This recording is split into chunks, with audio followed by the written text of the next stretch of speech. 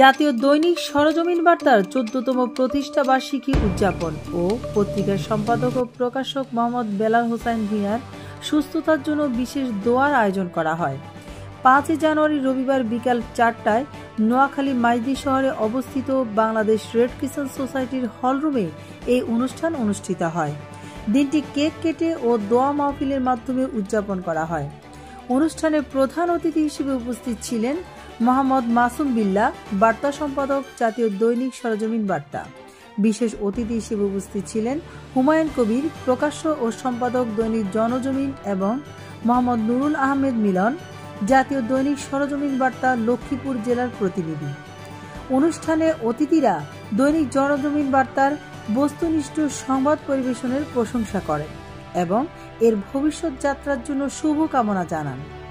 এ সময় নোয়াখালী জেলার স্থানীয় প্রিন্ট ও ইলেকট্রনিক মিডিয়ার সাংবাদিকবৃন্দ উপস্থিত ছিলেন।